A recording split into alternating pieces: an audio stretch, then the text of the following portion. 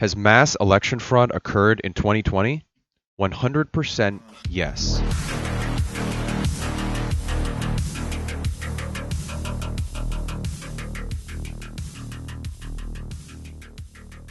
Hey guys, Bruce Stanley here. I wanted to do a video about election fraud, both about some of the allegations that are being made in the 2020 race, as well as about election fraud in general. So, in case you don't know me, I'd been involved in a number of activist campaigns over the years, and after about a decade, it eventually became clear to me that success or failure in any one of these campaigns depended on skilled advocacy within the legislative process. And later, it was my work opposing the Trans-Pacific Partnership trade deal that led to a position on the Tim Canova for Congress campaign in 2016. You might have heard of it. He ran against then DNC chair Debbie Wasserman Schultz, and it was probably the biggest down ballot race in the country that year. But what was most remarkable was that after the race was over, the Broward County Supervisor of Elections, Brenda Snipes, was found guilty of destroying the ballots, preventing any kind of audit or inspection. And yet, the governor at the time, Rick Scott, didn't have her removed, and it never became a major national news story. And then in 2018, I was not satisfied with the options we were being presented in the governor's race, and so I decided to enter the race myself as an independent, and I was surprised to see that at the very end, it would once again turn into a referendum on election fraud centered in Broward County. Now, I understand that everyone is 100% polarized on the issues. I get that. But election integrity is something that has to be above that. A reasonable person has to be able to look at this and say, whichever candidate legitimately won the election, okay, we'll deal with that. You can't have a situation where half the country doesn't have faith in the election results. If election of fraud has occurred here, and it's blatantly obvious that it has, then we need to get to the bottom of it in order to protect the integrity of future elections. Let's not forget that we spent 2 years after the previous election questioning whether there was Russian interference, and the allegations turned out to be either not what we were initially told they were, hacking the election versus hacking emails versus buying Facebook ads. Big difference. You've seen reports. Russia's hacked into a lot of things. China's hacked into a lot of things. Russia even hacked into the Democratic National Committee. Maybe even some state election systems. Or that the accusing parties were guilty of those same allegations, like the Uranium One deal that the Obama administration struck with Russia. All of that is its own subject. So let's talk about some of the irregularities that have been reported in several states.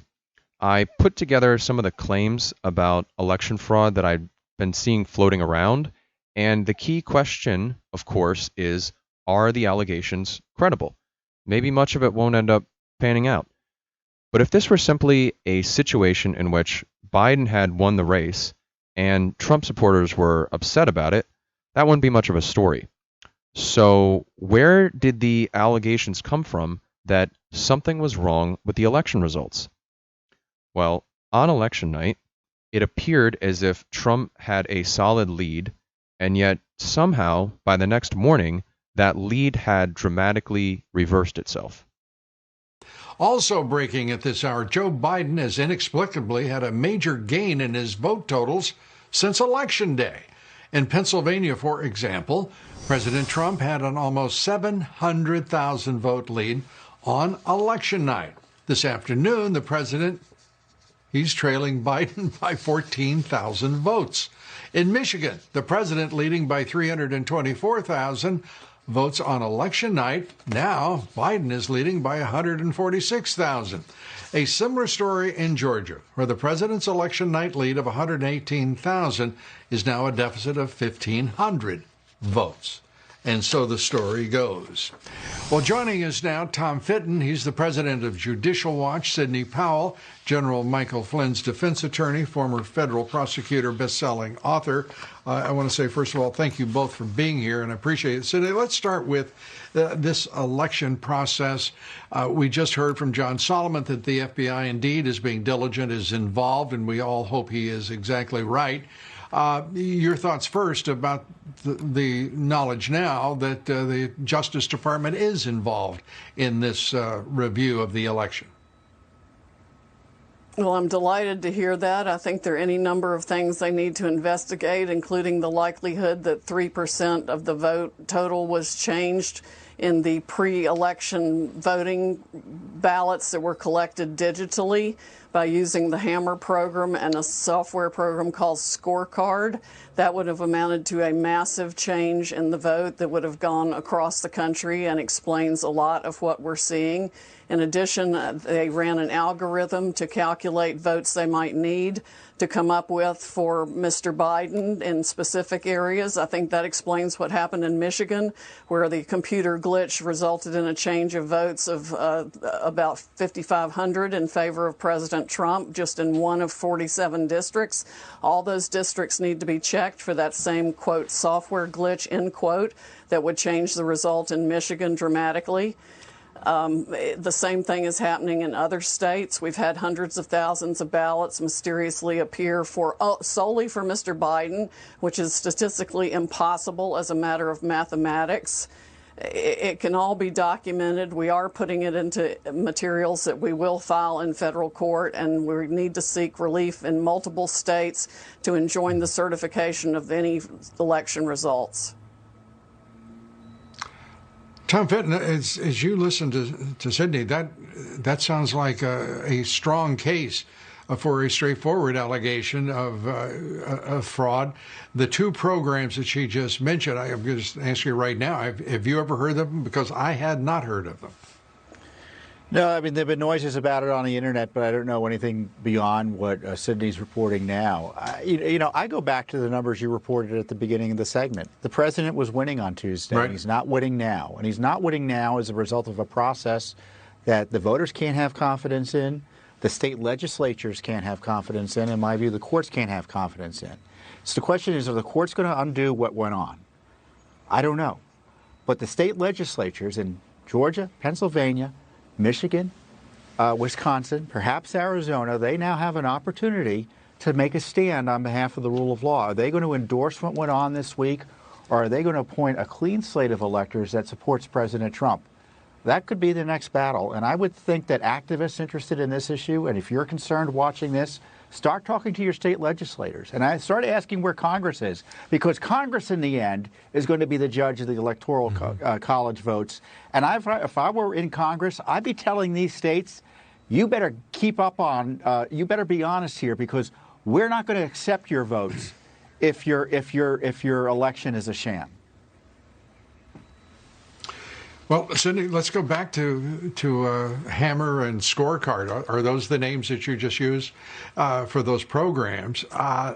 What's being done about it, and how broadly were they used by vote counters in various states?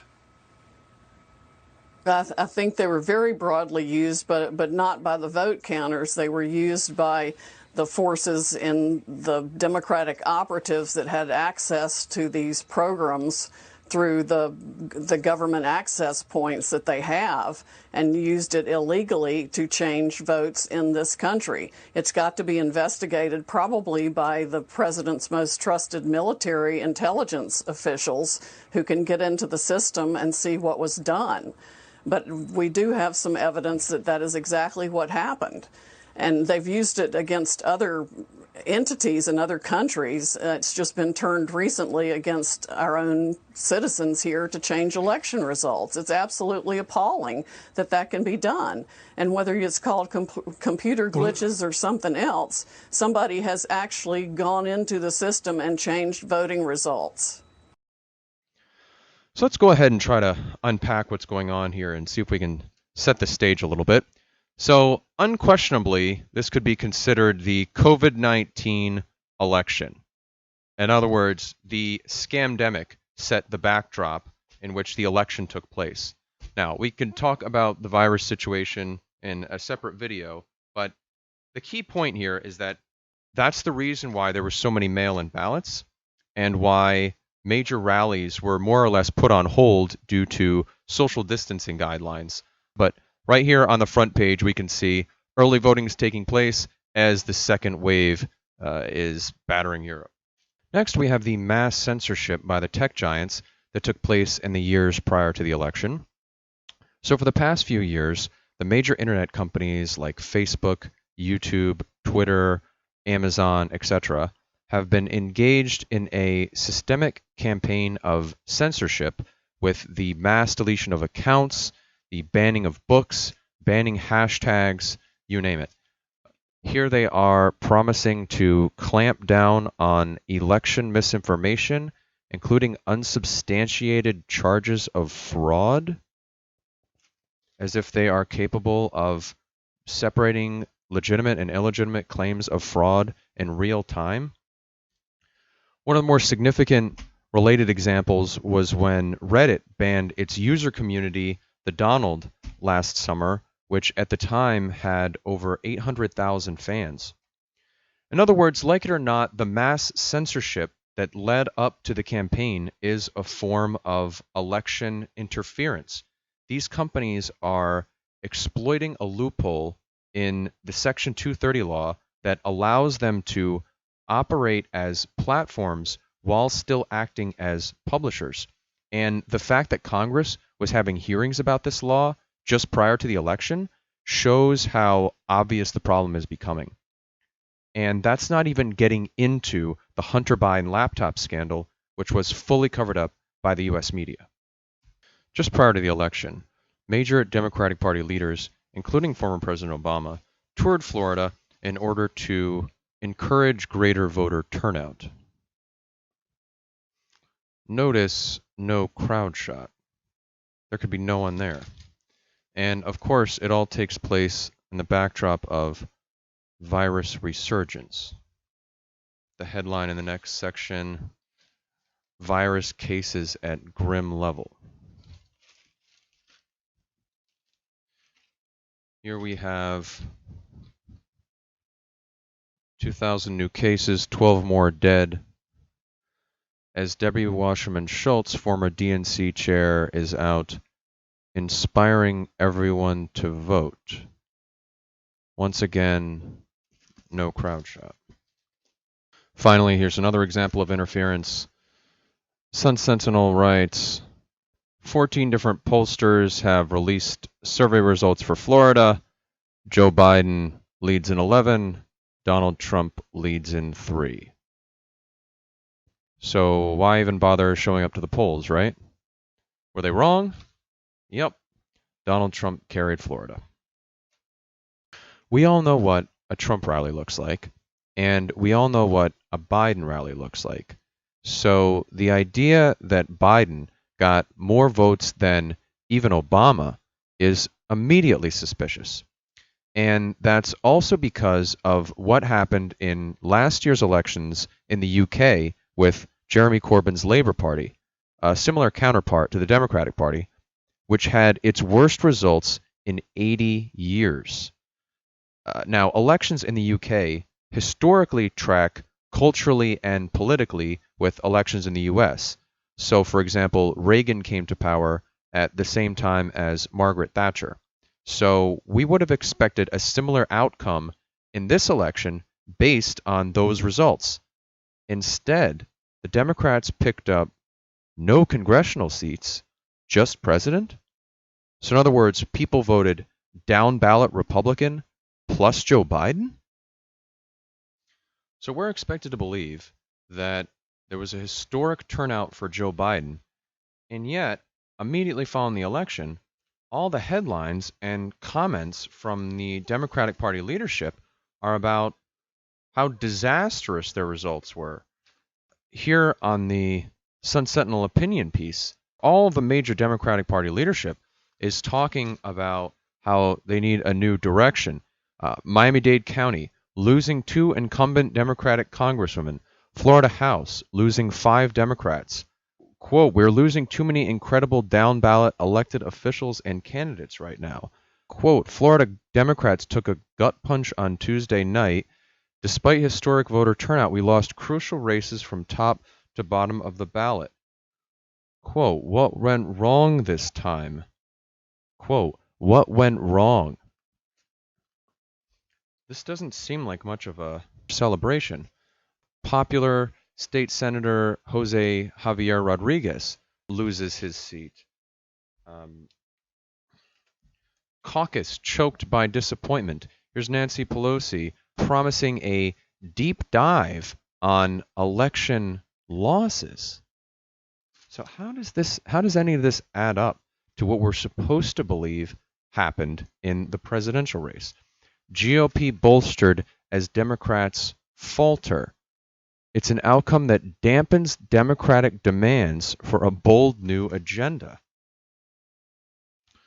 Democrats on track for narrower House majority.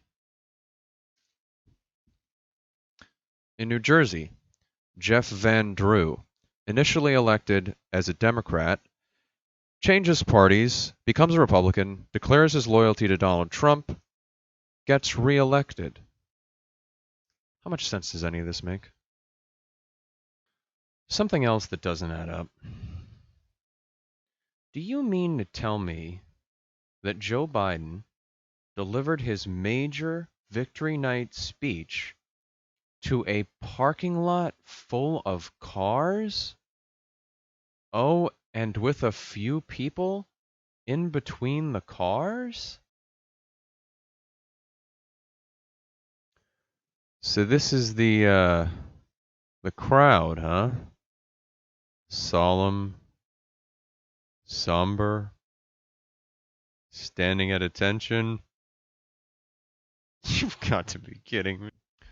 So getting into the state-by-state irregularities, in Arizona, Michigan, Pennsylvania, and Wisconsin, there are precincts where the total vote count exceeds the number of people registered to vote. In Pennsylvania, apparently it's been discovered that there are over 21,000 dead people on the Pennsylvania voter rolls. The Pennsylvania Supreme Court ruled that mail-in ballots don't even have to have a signature, and there are also reports that ballot observers have been prevented from watching the vote count, which is a clear violation of Pennsylvania election law. There's a USPS whistleblower in Erie, Pennsylvania, who claims that the postmaster, Robert Weisenbach Jr., ordered ballots to be backdated. Another whistleblower at the Philadelphia Convention Center, registered Democrat Brian McCaffrey, claims, quote, this is a coup against the president. There's corruption at the highest level in the city of Philadelphia. My name is Brian McCaffrey. I'm a registered Democrat in the city of Philadelphia. Today, I'm at the Philadelphia Convention Center, and I am overseeing the ballot counters. I will let you know the corruption that is going on here. They will not allow us within 30 to 100 feet to supervise the ballots being counted. This is a coup against the President of the United States of America, and I want to call out the Mayor of Philadelphia, James Kenney, the Attorney General, Josh Shapiro, who tweeted that there's no way Donald Trump can win President of the United States of America, and also District Attorney of Philadelphia, Larry Krasner. I can't believe what I'm seeing right before my eyes. This has nothing to do with Joe Biden or Donald Trump. This has to do with our democracy, and I will tell you, there is corruption at the highest level in the city of Philadelphia. There was a big story out of Michigan because they caught a software glitch that switched 6,000 votes from Trump to Biden. And that same software used to tabulate the vote count is used in 46 other counties. So is there going to be a manual hand recount in all the other counties where that software was used? If all this wasn't enough, in Antrim County, ballots were counted for Democrats that were meant for Republicans, causing a 6,000 vote swing against our candidates. The county clerk came forward and said tabulating software glitched and caused a miscalculation of the votes. Since then, we have now discovered that 47 counties use this same software in the same capacity. Antrim County had to hand count all of the ballots, and these counties that use this software need to closely examine their results for similar discrepancies. The people of Michigan deserve a transparent and open process. Also in Michigan, the vote count suddenly jumped up 130,000 votes in the middle of the night without adding a single additional new vote for Trump, which is a mathematical impossibility. The governor, Gretchen Whitmer, claimed that one of the vote counting rooms was over capacity and kicked out all of the observers, which is a clear violation of Michigan's election law. I am coming to you live from the TCF Center in Detroit, where there's a huge challenge to the ballots that arrived overnight in the city of Detroit in Wayne County. And we have hundreds of people chanting to stop the count. I've been told that President Trump, it's getting louder, President Trump has filed for a lawsuit to stop the count. Here's what's going on in Detroit. I left the GOP office to make photocopies. When we arrived back to TCF Center, we were stopped by security. I was in an elevator and security wouldn't let the elevator go. And, you know, I just prayed really quick and asked the Lord for some help. And I'm like, sir, Mr. Security Guard, sir, what's the holdup? And I called the office, the GOP office. We have some attorneys, and the attorney said, you let them know that you're on GOP business, that you've got copies that we need to do the job of challenging the poll. And this person called their supervisor. I was able to get up, but there are literally 1,000 people that are poll challengers and poll watchers that have not been allowed in the building. The security guard told me that it was the general manager for the building for TCF, who I happened to track down, and he said, no, it's not the building. It's the Michigan Department of Health and Human Services has called, Governor Whitmer has called on the Michigan Department of Health and Human Services to come down and shut down the ability for us to be able to challenge these ballots in the city of Detroit. People that have been in this business doing poll challenging for 20 years, you can see over here, this is where it's all going on, have never seen anything like this. So they're just chanting, stop the count, stop the count. And we're hoping that they do. So if you leave, if you're a challenger and you leave the room to go to the bathroom, they're not allowing you to come back in. They sent the Michigan Department of Health and Human Services to remove only those from the Republican Party.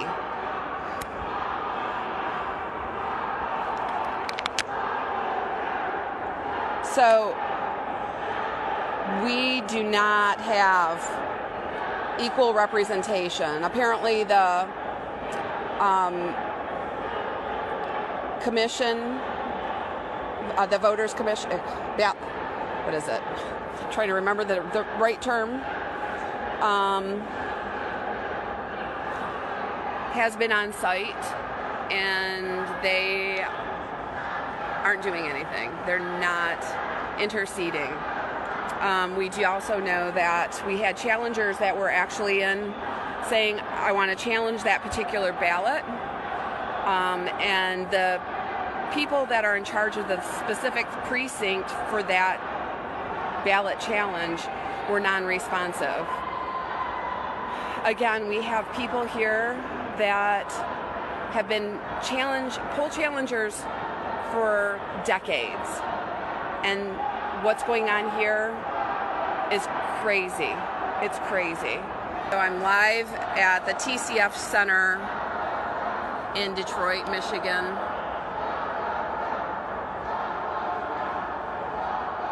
And it is absolutely our hope that they stop the count, because it is not, it's not being handled correctly. It's not being handled legally. The Michigan Department of Health and Human Services is locking people out of the building, saying that the building is at capacity. You guys, this is a 40,000 square foot building. I'm standing alone in an area of the building. This building is not at capacity. These are the people that are outside that are being locked out, with the exception of media. Media is being allowed in, which is just crazy. So, again, if you are a praying person,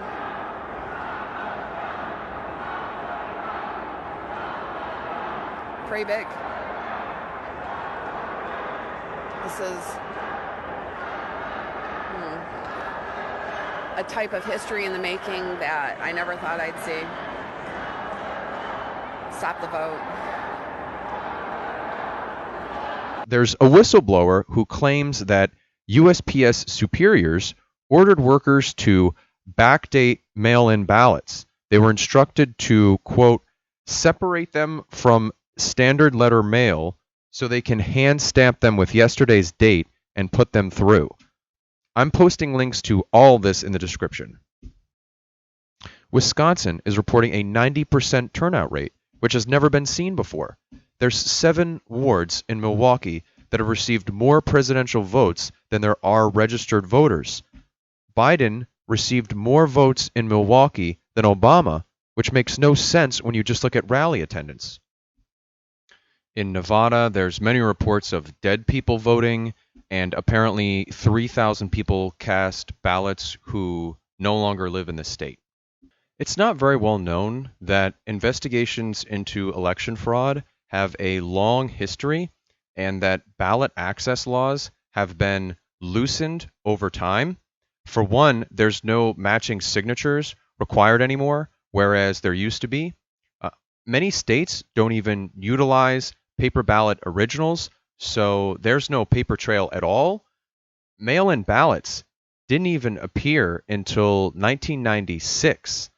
And in 2006, a computer programmer named Clinton Eugene Curtis testified in front of the House Judiciary in Ohio about how he was hired by a congressman to build prototype software capable of rigging an election result 51-49 in a preferred direction.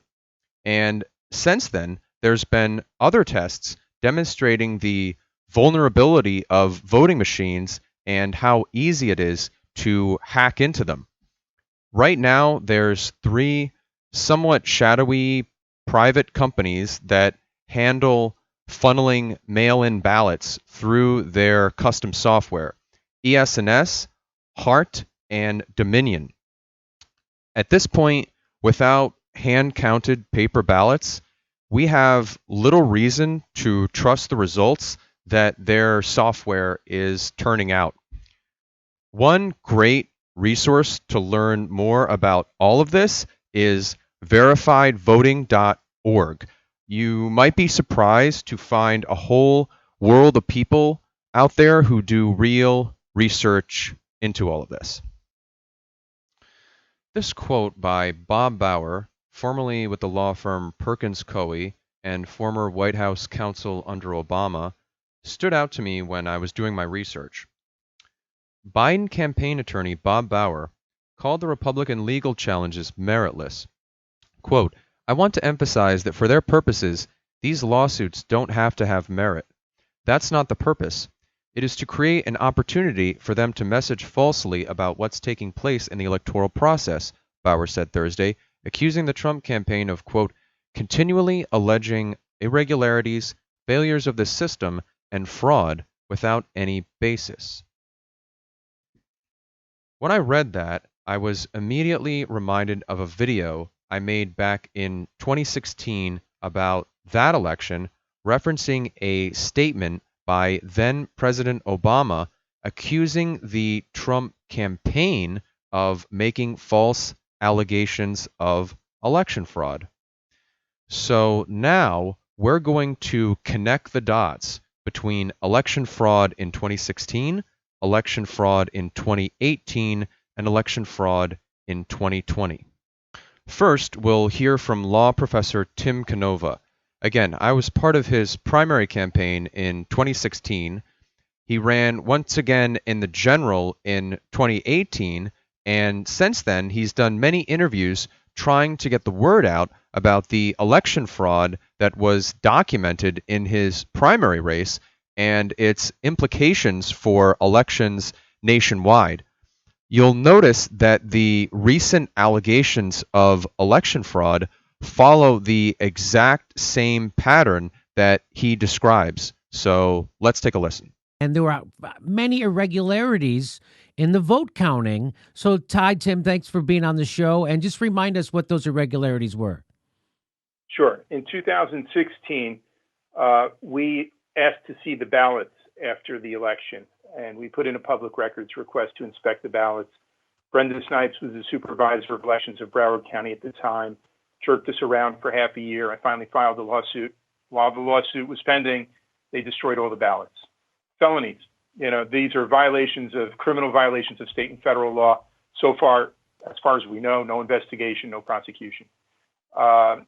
Now, when we ran into, and I should say that there were all kinds of statistical anomalies that these researchers are getting very good at analyzing in elections all over the country. And they found the results, what they said was statistically implausible. Well, we ran again in 2018, this time as an independent. And of course, we were worried if you get away with throwing out ballots the first time, what won't you try to get away with the second time? And the results came in, I should say, a week before the election. There was a Republican poll reported having me tied in a dead heat with Wasserman Schultz at 34% each. And the polls closed, and they have us down at 5%, and not just 5%. For the entire district, but in every single demographic group, we're capped at 5%. Whites, blacks, Hispanics, Democrats, non-Democrats, males, females. And the experts say, now it's not statistically implausible, it's statistically impossible. There was no chain of custody of the paper ballots in the second campaign. We had a volunteer who took video footage of the ballots being basically loaded onto some U-Haul truck and driven away, God knows where. So we never had any confidence that if we wanted to see the paper ballots the second time, they'd actually be the paper ballots, the real ones. And the voting machines even had no chain of custody because all the electronic voting machines in the state of Florida, guess what? They've got wireless cellular modems on them. So that's not a back door for hackers. That's a front door for hackers to get in. It's been quite an interesting case study, I'd say. It really shows how easy it is to hack into elections in this country. I know every year, DEFCON in Las Vegas, it's an annual conference for hackers and election experts. They had an 11-year-old girl who hacked into the Florida election system last year. And then this year, the experts assembled 100 voting machines that are used all over the country. And guess what? They hacked into all 100 in no time at all. So you don't need the Russians to do it. There's plenty of sophisticated hackers for big corporations and other interests in this country who can do it. We've got an election commissioner from Leon County, Florida, or I should say a former commissioner, Ian Sancho, who's been an outspoken critic of these electronic voting machines, how easy they are to hack. And also, Ian has been very critical of the machine recounts that we've seen here in Florida. He says, what's the point of doing a machine recount if you're using the same software? It's the same garbage in and garbage out.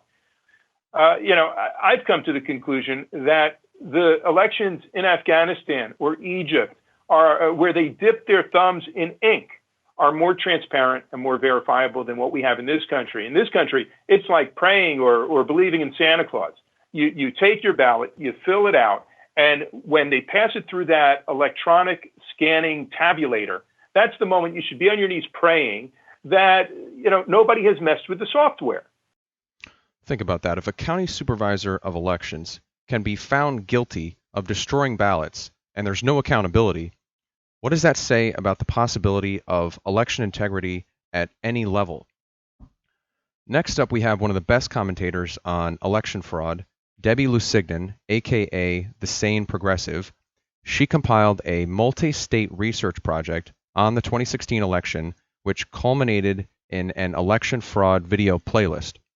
Unfortunately, she since decided to take down all of her work, but I did find a clip in which she discusses some of the massive irregularities that took place during the Democratic primary. Let's talk about what we know about Arizona and what happened in Arizona. All right. Let's look at the evidence. Now, the first thing we're going to look at is a report that came out the weekend before the primary. This is the Democratic primary we're talking about, the Democratic primary election in Arizona. Okay. So we have, was Arizona's registration data hacked and changed? Well, we have a report. One of the volunteers for Bernie Sanders made the trip from Los Angeles to Phoenix the last 2 weekends before the Arizona Democratic primary to volunteer for Bernie Sanders. When Eli arrived at headquarters on Sunday morning, March 20th, about 8:45 a.m., volunteers were being told they could no longer use the electronic Get Out the Vote application they had been using on their phones to help with door-to-door canvassing. Paper printouts were used exclusively. Campaign workers were tight-lipped about the reason for the switch. Eli made inquiries until another volunteer whispered that apparently Bernie's list has been hacked. This was not a surprise to Eli. Every campaign worker has war stories of cheating by the other side, but Eli was gobsmacked to realize the magnitude or the repercussion actions could have on Arizona's primary. Then what happened on primary day? Let's look at what happened, and we're going to look at a couple reports. This was the report during the primary. On primary day, March 22nd, 2016. Something is going seriously wrong at Arizona polls today. Arizona's primaries aren't even done yet, and there's already legal action being taken as a result of incompetence or even possible intentional sabotage. Leaders from the Arizona branch of the Democratic Party have confirmed that its lawyers are officially making an inquiry after multiple Democratic voters showed up to the polls only to find they were listed as independents, Republicans, or had no party affiliation at all. Many voters wound out having to wait in line under the hot Arizona sun only to find that they were ineligible to vote for the candidate of their choice. To add insult to injury, the polling locations have been so poorly planned that many voters had to wait in line up to 4 hours before finding out their information had been improperly filed. And these are the pictures of the lines. Everybody remembers who followed this election, the debacle that was Arizona. This isn't conspiracy theory either. Maricopa County, home of Phoenix, which is traditionally very conservative, is 4 times larger than Pima, which hosts Tuscan, a traditional liberal city. Yet despite over 4 million people residing in Maricopa County and less than 1 million living in Pima County, Pima had twice as many polling locations. So they were also messing with the lines. But the bigger story here that I want to focus on is the reports of people being purged off the rolls. All right, and there's one other story, and then I want to bring you to the second story that's relevant to this. Here we go. The second story is from March 30th, 2016. Arizona Secretary of State confirms election fraud happened in the state primary. You got that? You got that? Barack Obama, no serious person would say that there would be any way to switch elections. Oh no, only the Secretary of State of Arizona who is testifying that it happened. We have to get to the bottom of, is there a breakdown in that communication? Are people being disenfranchised because their registration status was changed? I've heard anecdotal evidence from both parties, and so we just have to get absolute clarity on that and what we have to do proactively going forward to make sure that never happens again. And I know you guys have been working hard on this too. Madam Secretary. Madam Chair, Representative Wenninger, Yes, we have been working on that extensively. In fact, this was something that I know happens, and I know it happened to people in this room. It's not hearsay. It happened to someone in my own office. One of my employees was registered as a particular party, went to go vote. I don't want to divulge his personal details, and it happened to him. So we know it happened. And all right, you can watch her full testimony on this. I'm going to put all these links in the video description. These are also housed on the electionfraud2016.wordpress.com election fraud blog. There's many reports of people in Arizona who registered as Democrats specifically to vote for Bernie Sanders, who were purged off the rolls. This happened to many, many people, and you hear the Secretary of State herself testifying on March 30th that this happened, that election fraud did occur in the Democratic primary election. It's fascinating to me, isn't it? I bet it's fascinating to you that we have actual proof of election fraud occurring, documented in our primary, being testified by the highest election official in the state of Arizona. And we do not hear anything in all of the discussions we hear about the dangers to our election. We don't hear about the mass voter roll purging that occurred in Arizona. And these reports went on to happen in mass reports of purging in New York. 175,000 people purged off the rolls in Bernie Sanders' hometown of Brooklyn alone. Mass reports of California, right? Mass reports all over the country. Hundreds of thousands, probably could be more than 1 million people. We don't know the full number because there's never been any true investigation of Bernie Sanders voters being purged off the rolls and ineligible to vote. So when you have mass voter roll purging affecting one group of voters all over the country. In Arizona, as I showed you, they were saying that the Bernie Sanders campaign was saying they thought they were hacked. They weren't even using their electronic system the weekend before because they thought they had somebody break in. So they're having their voter roll registrations broken into, and then you're seeing the following Tuesday, those same people not being able to vote. This is what happened in 2016. This is what happened. This is the real story. The evidence is there. Their claims around Russia are nonsensical cover-up garbage. Speak the truth out and tell people what actually happened. Exactly. What more needs to be said here? Debbie's analysis conforms exactly to what we just saw in 2020. The election fraud that was documented wasn't investigated, and so it was repeated. Case closed. But at least we're wearing masks this time. Next, I'm pretty familiar with election 2018 since I was in the race. And as I mentioned earlier, after the race was over, there was a massive fight over whether there was going to be a recount here in Florida. And a lot of the same suspicions about mishandled ballots came right back up. So I decided to attend one of the rallies at Broward County Supervisor of Elections Brenda Snipes' office, where something unexpected happened.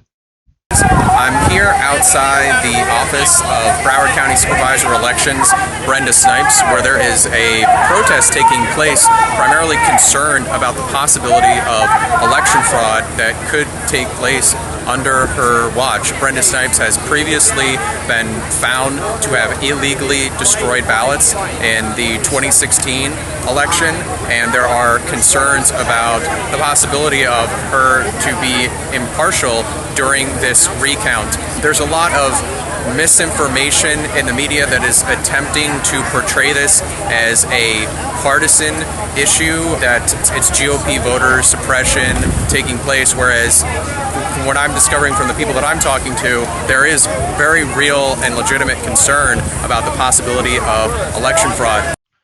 I thought I was going to a protest. I didn't realize that I was going to be an eyewitness to election fraud that was occurring inside the building.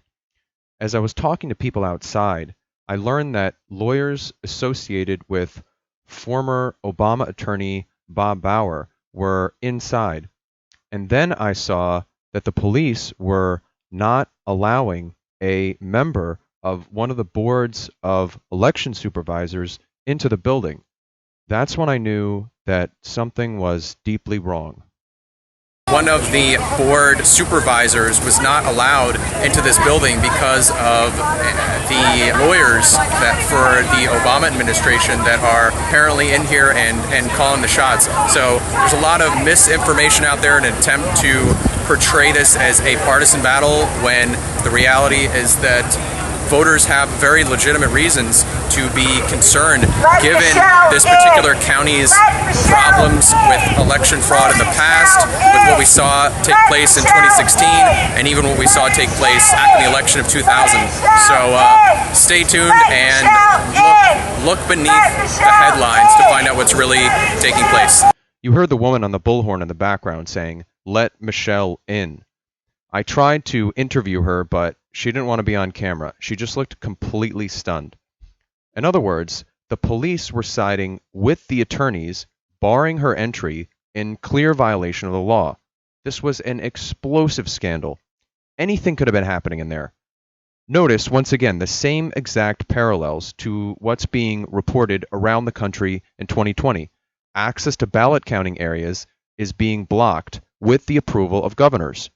So, you can follow players connected to Obama's legal counsel in 2016, connected to a documented election fraud, on the ground in Broward County in 2018 to 2020, where he reemerges as Biden's campaign attorney.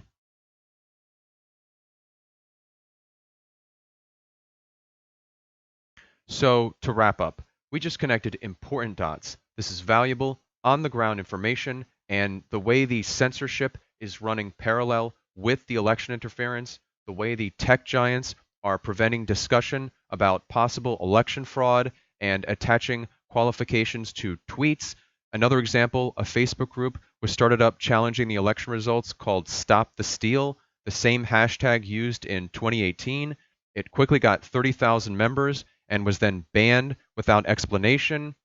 That's such a red flag, and in my opinion, it certifies the criminal intent behind the attempts to call the election early.